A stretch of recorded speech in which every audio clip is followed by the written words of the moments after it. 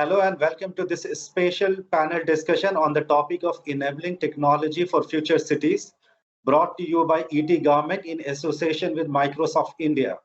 In today's discussion, we will focus on the role of technology for building resilient urban infrastructure and how government organization can leverage emerging technology for effective delivery of citizen-centric services. To lead the discussion, today I am joined by Mr. Manoj Mishra, Secretary IT Government of Orissa, Dr. Sanjay Kolte, Chief Executive Officer, Pune Smart City Development Corporation, and Mr. Gaurang Rathi, Commissioner in Smart City CO, Varanasi, Government of Uttar Pradesh, and Mr. Namit Sinha, Head Government Vertical, Microsoft India. I'll begin with Mr. Mishra. Mr. Mishra, as we understand that COVID-19 pandemic has severely impacted various sectors, and public sector organization is no exception. So I would like to understand from you, in your views, how technology can help building resilient urban infrastructure for different government departments. If you could share your views, sir. Thank you, Jalaji, for having me on board for this very interesting topic that you have chosen for today. The pandemic has affected everyone and every field, some very badly, some moderately, but it has affected across the entire bandwidth. So if you talk about urban areas, in fact, it has affected more, primarily because the pandemic we have seen that it has had a tremendous negative impact on the spread and everything because of the density of population in the urban areas. So in urban areas, the pandemic has changed the whole game. We have hardly any leeway to play around in the urban areas as such. You know how places like Bombay or Delhi, how people live and how people do get services. And the pandemic has just broken the back of cities from that perspective. Now, if we say generally how it has affected, there are many things we can talk about how the pandemic is affected. But in essence, if you say what it is asking us to do is to reduce human interactions. Right. Now, how do you reduce human interactions without the use of technology? There is no other way. So the only way to deal with this situation that we are faced with in the urban areas predominantly is to use more and more technology to substitute the human interactions with more and more technology. Be it the basic infra of technology that needs to be upgraded, starting from mobile network to broadband availability at homes. You know, India is extremely poor in having broadband connections, leased lines at homes. In comparison to USA, it is at 1% level. Whereas our mobile penetration is far better. So 4G availability is there. So the challenges that we have in India to deal with governance in urban areas are mobile centric. So in order to achieve that, we need to focus on infrastructure. I think the promise of a 5G rollout very quickly in 2021 is going to be a key factor for governance rollout in the new era. At the same time, it gives us the challenge to reinvent the processes that we have in governance. How do we eliminate human interactions? Now, each of the processes needs to be seen, needs to be simplified, and automation has to come in to replace human interactions. So I think these are the key areas. If we focus, then the urban story, urban growth story, the smart city growth story, which we had since 2017-18, can actually take the next leap. Right. Before I move to Mr. Sinha, I'll go to Dr. Kolte. Dr. Kolte, you had one of the strongest smart city in the country. Would you like to share as to how you use technology in these difficult times? And what is your assessment of using technology for building resilient infrastructure? Yes, thank you, Mr. Mohammed. Actually, in Pune Smart City, sitting by the example, I would say we have a very good advantage of integrated command and control center, which is equipped with smart elements or IoT devices, which are more than 700 in number, which have been placed throughout the Pune city and are a source of huge real-time data from various angles, which are beneficial to the citizens. Like it is related to the security of the citizens, security related data, it gives dissemination of information also. It's a source of dissemination of information through variable message displays. Then emergency call boxes are providing the panic button for the citizens so that they can ask for any help in the emergency situation, or they can inform their grievances from any part of the city. Likewise, flood sensors and air quality sensors, they also take care of the this pollution angle or the greenhouse emission of gases and what is the status in the city, what needs to be done, and also gives the responsibility to the citizens to in order to behave in a climate friendly or environment friendly manner. So a network of say in IoT devices for a city with a great extent, it is very important, and this data generation and analytics can be applied on this. Sharing of data can generate many use cases from this, which again in turn can be used for the benefit of the citizens, and various software developers or mobile app developers can take this data. The Ministry of Housing and Urban Affairs has launched IUDX, India Urban Data Exchange, and they have integrated such command and control centers of all the smart cities. And it's a platform which provides huge collected data free of cost to all the users, NGOs, companies, mobile app developers, or for that matter, government departments. Like if an example of police can take the feed from these devices, and they can plan the traffic in the city, or they regulate the traffic in the city. It can help in detection of offenses. It can help in monitoring of security and safety in the city. In Pune, we developed a safety app, personal safety app, which is again it relies on the data collected on this UDX platform. And the safety index of any locality in the city can be known through that My Safety Pin app.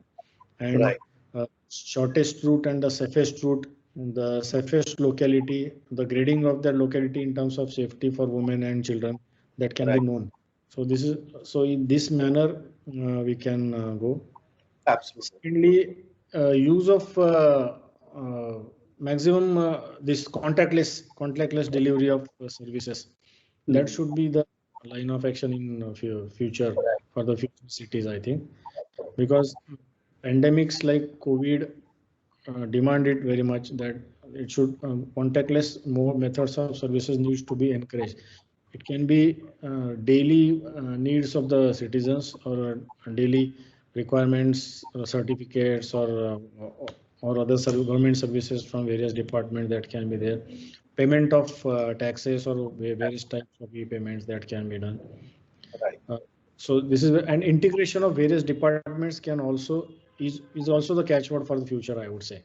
Like if a document regarding a transaction of land or something gets registered in the office or one of the offices of IGR, immediately that should communicate with the revenue department for effecting the mutation entry. Absolutely. It should immediately, in case of city, it should communicate with the property tax department of the municipal corporation. So this blockchain technology like things will also be in the long run very useful for the future cities. Absolutely. I'll come back to you again. Before I move to Mr. Gaurang Rathi, who has also joined, I'll go to Mr. Sinha. Mr. Sinha, when it comes to the building a resilient infrastructure, you know, the most of the smart cities, for example, in India, they have set up integrated command and control centers, and those command and control centers has turned out to be a great boon, because healthcare department, even the department which is not related to a smart city, they are using those infrastructure to deliver emergency response system. Based on your experience, would you like to share what are the key pieces that government organization, especially the public sector organization, needs to put in place to ensure that whatever IT infrastructure that they are setting today, it should be resilient enough to mitigate the challenge of any pandemic in future? Yeah, thank you, Mr. Ujale, for asking that question. In fact, it's very relevant in today's time. And as Mr. Mishra and Mr. Kolte also mentioned, in fact, this pandemic has actually made a complete shift into the thought process that we all have.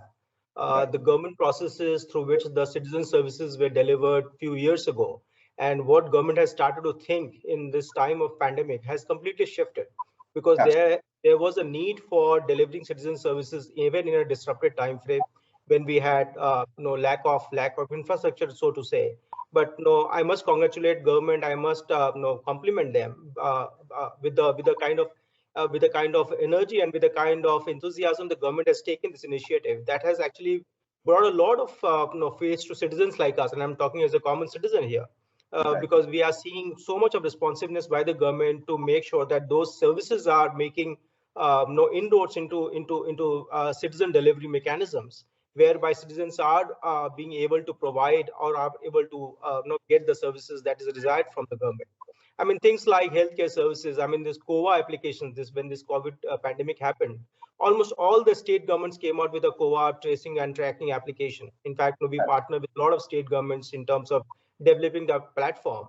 But the kind of system that required to get connected sources of data from various sources, it was not only a health application which is getting service through that. It has to connect information from various systems, from health, from hospitals, from municipality, from where you're traveling, from what data you are doing. So it basically gives you a complete 360-degree view, which makes sure that you integrate the technology parts from various components, provide at a single source, and then provide meaningful data through various AI and ML technologies, and provides meaningful services to the citizens.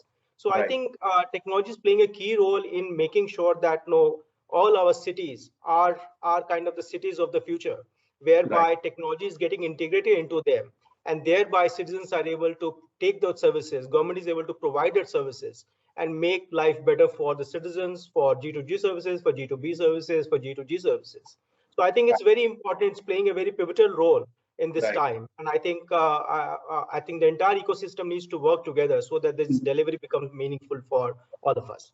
Absolutely. I'll come back to you again. Now I'll move to Mr. Gaurang Rathi. Mr. Rathi, you are heading the Varanasi Smart City and Varanasi Municipal Commission.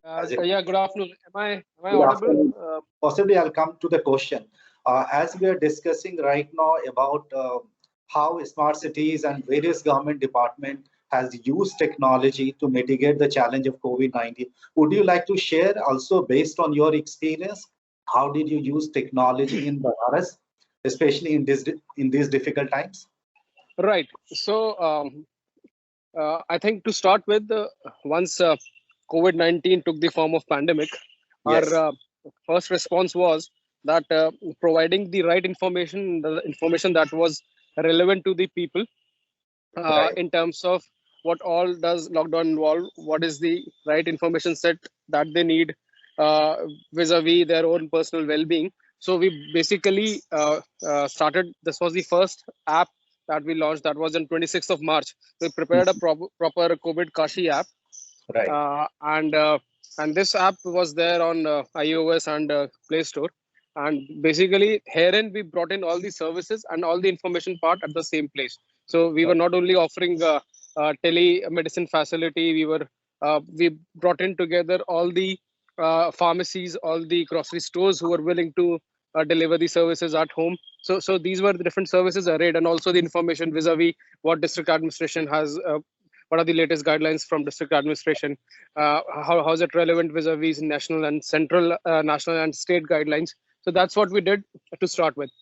Now, since we have come into a phase wherein much of the business has resumed as normal, and with, of course, the checks and SOPs being in place, I think I see for Smart City a bigger role in terms of not only expanding its horizon, the way we offer services to public, whether it be municipality services, including the online taxation systems or online, birth and death certificates. So these are different type of certifications. So these are one part of it.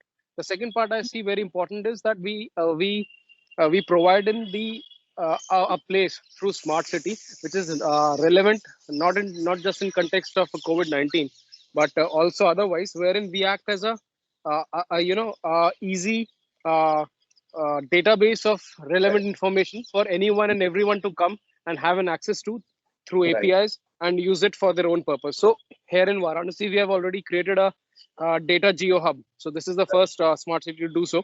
In fact, we got it inaugurated from Secretary Government of India, Shri Durga Shankar Mishra sir, a couple of days ago. So therein we have put in all the GIS based, from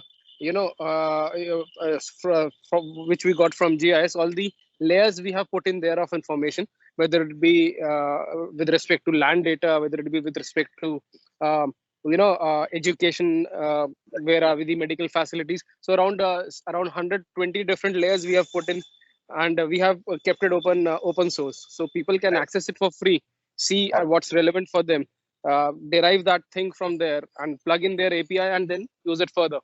So that's where the role of smart cities would lie going down the line, given that we are in information age. And I think COVID or no COVID, it would be relevant as we go further in time. Absolutely. So, I'll come back to you again, Mr. Rathi. Now I'll go to Mr. Manoj Mishra. Mr. Mishra, you heard both Mr. Namish Sinha and Mr. Gaurang Rathi focusing on the integration technology, especially when you have different set of solutions and software or technology being used by different departments, especially at a time of pandemic. You need to have a platform where you can collate data and generate meaningful outcome based of that. So now I'll move to the other question, which is around delivering effective public services. Would you like to share, in your view, as to how next generation technology, especially AI, machine learning, blockchain, this technology could be used as a platform for delivering government citizen-centric services on a single platform and possibly minimizing the delivery time? Thanks again, Ujalaji. This is a very pertinent question about the next gen technology. Right. Now I keep telling in every forum that one should not be too focused and too attached to technology. Right. Now every year you come back to this question, there will be new and newer technologies being made available. Now the point is, from the governance side, we need to see which technology is required in which area. Right. So once we equip ourselves with that information, then things are easy. Now, for example, we deployed blockchain for paddy procurement in the state, and it is nothing to do with smart city. It is all over the entire state. We did. Now the data sets that we used to hold used to be held only in one data center. Right. Now the capacity of infringements, data security compromises and thefts have become so large because of the last 6 months. Everybody is onto IT and data and whatnot. But data security is something which has been missing. So what we thought was that instead of doing a completely reinvention of the thing, the existing data set, we put blockchain on that. And now even outside the gamut of the government to change that. Now, technology will come. AI, ML, these are the only way to go forward. But the key is always to identify which technology is required in which place. Now, smart cities, well, we must thank the initiative of the smart city, which happened in this country since last 6-7 years, is that it has prepared the government in this direction. Now that what we are talking about, an integrated command and control center, probably if you would have talked about it 6 years back, people would not have. Now today, the ability of the government to use data and then to come out with analysis and then decision making based on data is something which we have learned from the experience that we have had in smart cities. So for the government, since I speak for the entire state, rather than only focusing on the smart cities, we have 2 smart cities. We are doing this good work. One in Mysore, another in Rourkela. We take these examples and we are able to roll it out in the entire state. So I think the smart city can be the examples, can be the leading light to make the government go in the direction for the entire states. Now the difference between the smart city and the non-smart city part of the state has rapidly reduced because of use of technology during COVID. Now why not take this as an opportunity and take this forward? So whether it is about AI ML use for local language, now we have a very big vernacular medium schooling system. Now in that, no matter how much of technology will bring in, give 4G, provide everything, the curriculum is not available in that language. Now that curriculum, even if it is available, it is not searchable. Now, can we use AI and machine learning so that how we are comfortable in using English language in internet? Can we make our kids be comfortable in Odia language in internet so that they can grasp more and more? So this is the direction in which we need to go, and emerging techs. You name them, they will all be utilized. Not only the software models, even things like the drone technology is going to be big in future. Now, delivery without contactless, it is going to be the biggest change all over the world. Now, you will get, since you will get whatever you require through drone technology, and we are just beginning to scratch the surface.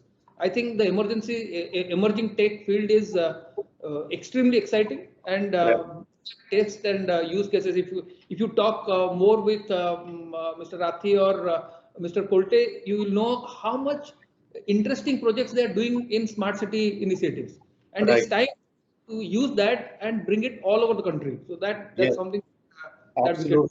Absolutely.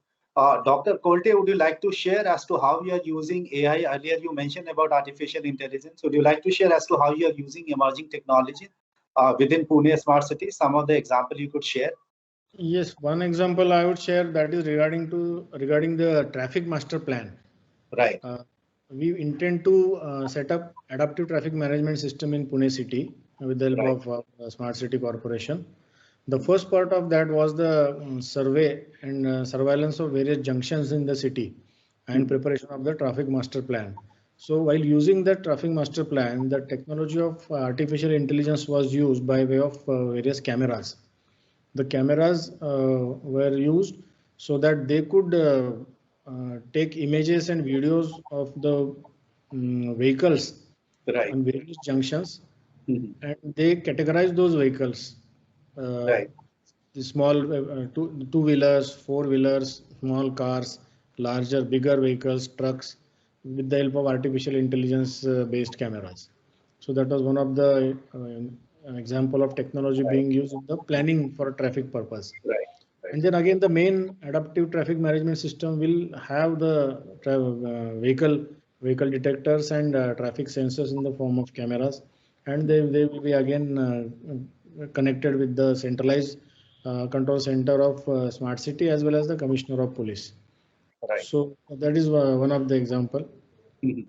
In terms of COVID also, this AI can be used, which can help in the reduction of the labor work of the medical staff or the health staff by using the analytics.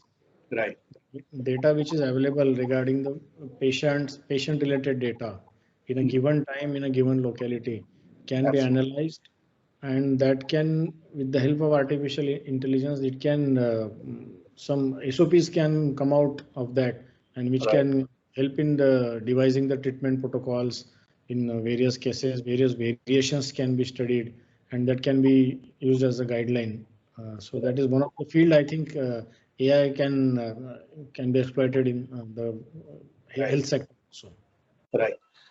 Mr. Sinha, would you like to share, because given the fact that Microsoft has done a lot of research work on the use of AI for different purposes, and even what Mr. Mishra was mentioning about the vernacular languages, I believe from Project Bhasha to other, Microsoft has done a lot of work even on bringing, vernacular languages to internet. Would you like to share your view on the role of next generation technology for effective public service delivery, and how actually we can bring more vernacular languages to internet? Absolutely. In fact, no, Mr. Mishra has touched upon a very interesting and very important and pertinent point here. It's not only about having the technology, it's about the uses of technology. Absolutely. I mean, while innovations are happening, new technologies are coming up, but how effectively it is being utilized in a setup to deliver the services is the outcome is what is important. And to that extent, what we are trying to do is we are trying to make sure that how effective our technology can get adopted. And language is one. We are, by the way, so we are available in about 14 or 16 Indian languages, various languages, and we do support them, and we do support searches as well in some of the vernacular languages as well. So we do support that, and we do recognize, because the skilling and the learning would be best delivered to the students once it's done in the vernacular languages, especially for the states where the languages are so prominent, and the medium of education is those languages. So we do support about 14 to 16 languages, and we do have a support system on that. Coming back on the technology side, I mean, in the pandemic side as well, we saw a lot of AI and ML based technology being used and being implemented in citizen services. Like in one of the municipal corporations, municipal hospitals in Bombay, in Mumbai, the entire health application was kind of integrated using our platforms of our technology, whereby the hospital, on a click of a button, you could see that in which hospital how many beds are available, in which hospitals, what is the which equipment is going to get depending on, I mean, again, AI and ML was used to make sure that they were able to identify, and they were able to look at the patients who are coming in, inpatients and outpatients, and they're able to calculate in terms of which equipment, which particular mask or whatever health equipment which was required to deliver the services was getting perished, and which seats are available in which hospital. Because at that point in time, if you remember about April-May timeframe, that was the time when the surge in number of cases were very, very significant. And obviously, our setup was not geared up to deliver that kind of citizen services. So technology actually using AI and ML, it helped create that platform so that it could be effectively checked by a hospital to see that, okay, so many beds are available in such an hospital. So as and when the patients were there, then they could get diverted to those applications. And we implemented such solutions in a lot of hospitals, in municipal corporations in Bombay. There were some 3 or 4 hospitals in which we implemented this. We implemented in MP as well. So we worked with a lot of state governments to deliver this meaningful technology-based interventions to deliver the citizen services for the country. So I think I would completely agree with Mr. Mishra. What technology getting implemented, what is being useful, so that the citizen services become very, very important. That is the key part of the entire technology intervention. Right. Now I'll come to Mr. Rathi. Mr. Rathi, this is around the IT investment that we are making in the cities. Given the fact that pandemic has impacted, overall business environment, even there is some impact on economy, and the kind of funds that we are available for infrastructure development are limited. So what we are noticing that there is a lot of prioritization happening within the smart cities. I mean, the smart cities CEOs are trying to pick and choose projects which are going to deliver, which are going to help them mitigate the existing challenge easily. So in that light, how do you look at IT investment coming within the smart city or within the IT department? Do you see some new trends happening? Well, to answer your question, see, any initiative, whether it be IT backed or whether it be some physical infrastructure development that is being undertaken in smart city, needs to have sustainability inherently built into it. Absolutely. So even if there is some solution which is IT based, so that has to not only have that factor incorporated wherein it's self-sustainable, and it's of course being beneficial for the society at large, but at the same time we'll also look at the economics of it, and how does it look say 5-10 years down the line. I'll take an example. So we are doing an advanced surveillance system here in Varanasi, wherein we'll be putting around 3,000 odd PTZ cameras, and we'll be having 14 different type of analytics being run on it, which would basically equip us with covering most of the parts of the city with a vis-a-vis security dimension. And for a city like Varanasi, being a tourist city, we would want the city to feel secure, the tourists coming to feel secure. And of course, we are also taking it on for not just police monitoring, but we are backing it up with an app, which Pune is also doing through IUDX platform, wherein we will be making this index of tourist safety. Now, this of course directly helps tourism. When tourism gets helped, it brings us good business. But beyond that, within the business, we are within the this particular project, we are also laying down 500 crores of optical fiber network, which we are owning. So we haven't, we are not taking the help, or we are not taking it from some ISP, but we are owning it. Now, what we are doing is we are creating nodes within the, when we create this 500 kilometer old optical fiber network, when we lay it down, then we are creating circles and nodes. And through these nodes, we will be basically not only helping our government offices to have a better, network connection, but also we'll be, generating revenue out of it. So idea is that whether it be IT backed project or whether it be a normal infrastructure project, there has to have that extra dimension of sustainability, maximized use, and also how does it survive on its own going down the line. So yes, we here in Varanasi are consciously looking at it, and I of course talked about Geo Hub that we have created. This we think would be one of the best use of integrated command and control center, in addition to we using it for traffic management system, solid waste management, and other things that we can obviously use it, which are obvious uses. So beyond that, I think the thing that takes it forward is creating that platform for people to come in, interact, make use of it, and thrive. Absolutely. I'll come back to you again, Mr. Rathi. Now I'll move to Mr. Mishra. Mr. Mishra, Mr. Rathi was mentioning about, creating a platform where people could come and, prioritizing some of the IT investment that is happening within Varanasi. And he mentioned about the GeoHub platform. Would you like to share, based on your experience, the kind of trend that you are witnessing, given the fact that there's a lot of pressure on the economy, a lot of pressure on the kind of money you would have, let's say, in pre-COVID era, that's not here right now. So there is a lot of prioritization happening within government department to pick and choose project which is highly related to, social impact, which could deliver some sort of effectiveness within 6 months. Would you like to share your views on that, sir? Oh yes, I will begin with a lighter note that the pandemic has actually put the IT and IT department at the forefront. Earlier to the pandemic, we used to be the also ran. So we were like jewelry. If you have it, it's fine. If you don't have it, it's fine. Now we are no longer being treated as jewelry. We are treated as the attire. So you can't go without IT. So on a serious note, I think there's a huge amount of shift in investment from the government side is happening. Now, how we used to look at roads, bridges, etc., are being in the same manner. We are now looking at fiberization, mobile towers, providing bandwidth to government offices. So this IT infrastructure is being named in the same breath as the regular infrastructure, like a railway line or an airport or a road and bridge. So that is something that has changed in the government's mind. But I think there are 4 areas in which key investment is going to happen, and it has started happening.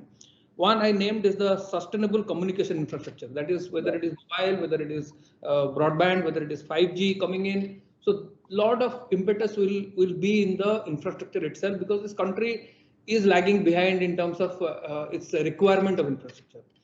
The second thing which is very interesting that is coming up is because of the new IT policy, that the data that we are generating today, which is humongous in nature because of the population sizes we have, are to be kept in India. So therefore, a huge industry is coming up in the data center and data center parks. That's where I think India has not seen the kind of scaling up of data centers, which it is going to see in the next 5 years at least. Right. So in that, I think the offshoot of data center would be a lot of electronic manufacturing will take place. You just see now the amount of display requirement for population. Even in the villages, everybody requires a mobile or a tab or something or the other to take benefit. Now, how do we provide that is a concern for the government, that maybe how we provide rice and how we provide other basic necessities to the poor people. We have to think in terms of providing IT hardware to even the poor people so that they are not left behind. While saying so, the requirement of manufacturing these hardwares will be very high. And the new dynamics vis-a-vis China has actually given us an impetus where we can create a lot more within the country. So The manufacturing of electronics will be a key investment area, and from that a offshoot will be the startup industries. Unbelievable amount of expertise and I would say a vigor is being shown by the young people, and Right. they are, if you see every day I come up with some technology or other by which we can counter the pandemic. Now there is the device which you switch it on in your room, it throws off enough photon to neutralize the virus in the room. So you would like to have that. It's manufactured by somebody locally. So we all have seen how from zero manufacturing of the dress, the gloves, the mask. Now we have become one of the largest manufacturers in the world. So manufacturing startups, they will be a huge area. And while saying this, the last one I would not like to forget is that governments will have to go extensively in terms of collaboration and training. Right. Now, no matter how much of technology comes in, I think Namit would know it far better. You cannot imagine a year before a government official doing EC on his own. So we need two people with us who would set it up for us. Then they will do everything right. You guys will talk to them first. Then somebody from the government will come and sit and do it. But right now you see, I saw Gaurang, if I can call him by his first name. He is on a mobile, he is doing it himself. We are, you look at us, we don't have anything like that. So this training that is required not only in the government, also in the outside. We are doing about 7-8 COEs, Center for Excellences, with all educational institutes. So more and more, the kids who are coming out of the colleges will be far more versatile in adopting this technology, whether it is emerging tech like AI, ML, machine learning, to you name the emerging tech, the drone technology, everything. Now that requires the ecosystem to be developed. So this training through collaboration is one which government has to invest hugely. I think these are the 4 areas which I wanted to. Dr. Kolte, would you like to add your views on the project prioritization and the investment that you are seeing vis-a-vis the project prioritization in smart cities, urban infrastructure development? Yeah, as far as my smart city, the plan, the smart city plan of Pune is concerned, right? It includes the projects in all the sectors which the smart city guidelines provide, like the transport sector, livability sector, the waste management, then e-governance sector, then this skill development and citizen engagement sector.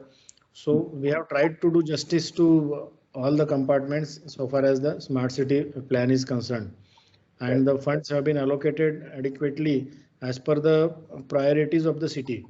Like major focus for Pune Smart City has been on transport. Mobility is a main issue here because it is Pune city is a hub of automobile industry as well as the IT industry. Right. And there is a huge number of employees which are working in these industries, and mobility is a major issue. And considering the demands from the citizen side during the citizen engagement process of the initial period, rightly the focus has been on the transport sector. So major investment is in the transport. It is again followed by the e-governance or PAN city part of it. Again, the second import is given to that. We have a major ambitious project like Integrated Command and Control Center or the Smart Cities Operations Center. We also intend to go ahead with soon Adaptive Traffic Management System, which is also a major project costing more than 200 crores. And then the remaining issues which are related to livability, like development of open spaces, which will take care of the environment, the sustainability part of the issue, making the city greener, cleaner. So these projects have also been given their due weightage, I would say. Right. Mr. Sinha, would you like to add your views? What kind of trend you are witnessing? I think Mr. Mishra and Dr. Kolte, both of them explained quite eloquently about the trends that they are looking at and how government is actually looking at the IT investment, infrastructure development. Yeah, so I would like to add to what Mr. Mishra and Mr. Kolte said. In fact, 2-3 things which comes to my mind and which is getting implemented also in a lot of government places as well. Right. One is the remote connectivity, and Absolutely. remote because that's very key to the entire connected environment that we need to have. And in fact, government setup, I think about a year and a half ago, was not meant to be a remote kind of a work environment. I mean, when this pandemic happened, people like us, we didn't have much of a disruption because we were used to working from home, working remotely. But government was not set up like that. So I think government has taken a lot of leap. So that was a very important period. How do you kind of make sure that the collaboration happens across a larger platform and thereby having a connectivity at all places? And once you have that, then the second additional point to that is to how do you secure it? If you are having a remote setup, if you are having somebody to access it from your home or from outside locations, which is not office or as secure, then how do we make sure that the security element is taken care of? So Right. I think remote connectivity, the security, these are the very 2 key setup for having a very secure environment, because with all these remote connectivity, it also brings a cyber threat. A lot of cyber threats are happening. So I think how do we secure the entire setup is very, very key. Third, I think Mr. Mishra also talked about that data is getting generated in huge amount, because Right. so much of data is getting generated. How do you kind of capture the data, make sure that you use the new technologies like AI, ML, and make sure that you cull out a meaningful essence out of that data? How do you kind of capture the data through the edge devices, through various sources, and how do you do that? So data consumption is not a problem. Data generation is not a problem anymore. How do you make sense of the data is the next thing that we have to start thinking about it. How do you use the new technologies to make sure that we do that stuff? Right. Third thing is that I think we see a lot of we are very, very happy that government has taken a cloud first policy. So government has taken that leap into the cloud technologies, whereby cloud is being considered. But I think my request to the government here is that how do we kind of now, the next phase of transformation is going to happen by enabling that the next generation of, whether it is DevOps or users of new technology or containerization, you need to Right. make sure that the next set of cloud adoption happens for providing your G2G services or G2C services. So that's the key of Right. the next generation of cloud adoption. And finally, I think uses of technology on the cloud, because cloud would give you a lot of scale, a lot of integration, a lot of efficiency, a lot of cost optimization. So how do we make sure that you get all the best of all worlds? And whether it is a cloud setup or it's a hybrid setup where you have something in your data center for a data security or a sovereignty side. So you need to take care of your data side as well, security side, sovereignty side, making sure that none of the data goes out of the data center. So I think we have to look at the various technologies and making sure that the entire thing comes together for the government. And we are here to support government. We are working with almost all of you, and we would continue to support and we'll continue to work with you all. Right. We are in the last leg of this panel discussion, and now I'll move to Mr. Rathi. Mr. Rathi, if I have to ask you, what should be the 2 key priorities for any smart city CEOs or secretary IT across the country down the line in 6 months or 1 year, given the fact that we are still in pandemic and a lot of smart city CEOs and public sector leaders are trying to focus on 3 key elements. One is education, healthcare, and urban mass transportation. In that light, what should be the 2 key technology priorities for public sector leaders? See, as I said earlier, yes, we don't really put it in the silo of how one-to-one mapping can be done by availability of technology in right. Helping a particular sector, whether it be something as important as education or health or other lesser relevant but still important sectors for government. So Yes. the idea is to understand that how much unleashing can be done of whatever technology or whatever input we are making in the existing infrastructure, in the existing framework of government functioning. And And once we do that, then how do we sustain it for a longer period? So basically, to put it in a gist, what I mean is that technology is, of course, as the cliche goes, that it's an enabler, and enable it would. But for several ecosystems to actually make use of it, as Mr. Sir also mentioned earlier, there has to be that understanding that what is that key factor wherein that interface and interplay is seamless. And that's where we need to understand as different stakeholders, whether it be government, private, citizens, of understanding and creating those platforms which would have this technology, be unleashed in a seamless manner.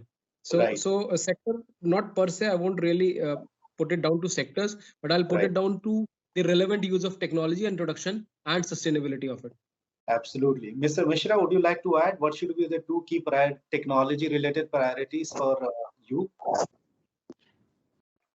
Yeah, I think if we break it down to the key variables that the government is existing for, it is predominantly government exists for the poor, government exists for providing services. Right. Now, how do we provide that services seamlessly? The pandemic has changed the games. The IT comes in, whether it is procurement of paddy or whether it is providing the caste certificate to the person at the right time. Right. All services will have to come together. Now, more and more IT is going to create a lot of problems for people who are not IT enabled. So I think its key area would be, there are two things which comes to my mind. One is by any means possible to democratize IT in the states. Now it should not be only city specific. Now it should not be capital led and the rest of the places are being blanked out. So this integrated approach to make IT available as a backbone everywhere in the state, that is going to be key. The second thing, the most important thing to my mind is that today we have all this e-governance and etc. in silos. Now every department has 10 services, 12 services being rendered through internet or some means. But if you ask any department, actually how many people are eligible to for a service and can we give that service to people without they applying for? We would stumble on this question. We will not to do that. So I think going forward, when we are generating so much of data, now all these data buckets are in different silos. We have to now integrated. I think this language, what Namit would be getting at, is that we talk about use of AI to be one of the all pervasive things. Now imagine, I'll just small example. Now I want to integrate all data. My name is Manoj Kumar Mishra in my driving license. My name is Manoj Mishra in my service book. My name is MK Mishra in some other things. Now I will be counted by the government as 3 human beings instead of 1. So this is where AI will come in. They will be able to collate various other factors that is available in my demographics and then pinpoint that this is the same human being. Can we golden data set for our population? That is the challenge that we have for government as well as all our private stakeholders like Microsoft. We should work together to be able to create a golden data set by which we should be able to then push the services to the people without them having to apply. If a kid is passed from matriculation, then why should we wait for he to apply for his domicile certificate or caste certificate? Why can't they be pushed to his wallet just like that? So this is what we are going to talk about in the next 4 or 5 years, where we integrate and we create a golden data set and the processes are changed in a manner that we proactively provide the services without the population actually asking for those services. And these are the key areas where we see a lot of Right. Dr. Kolte, would you like to share your views on the two technology-related priorities should be for any smart city CEO and IT heads? Yeah, as Mr. Sir said, the benefit for citizens in the service delivery, that should be the main focus of any government. Maybe in the smart cities, in the urban setup, the rural setup. That is the most important thing. And then the sustainability part of it. Right. It should be focused and it should be for conducive for a long period, and it should be a sort of permanent type of setup by using technology for the benefit of citizens in the long run. So these two aspects, if they are taken care of, or if they are used as guiding principles, then we will be able to exploit technology for the benefit of citizens in a better manner. Absolutely. Namit, would you like to share your views on the two key priorities for public sector leader in these difficult times? Yeah, so I think making sure that technology is made available to whoever needs to. In fact, during the pandemic, we reached out to almost all government departments across central and state governments. We made sure that the collaboration tool, which we realized was not there with government at large, we made sure that we enabled them to have these services. And in fact, we're very happy that we had a very large number of government customers accepted this offer, and we made sure that the disruption was very minimal to all of them.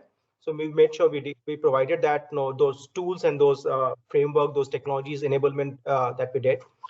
Second, another important point that Mr. Mishra and I think I heard everybody saying that is about the use of technology. And to that extent, we are also making sure that we are reaching out to all government departments and we are providing skilling to them in terms of how to use the technology. So we ourselves are going, and there's a campaign that we are running across the country whereby we are reaching to the customers, we are reaching to all our prospective customers, state, central, everybody.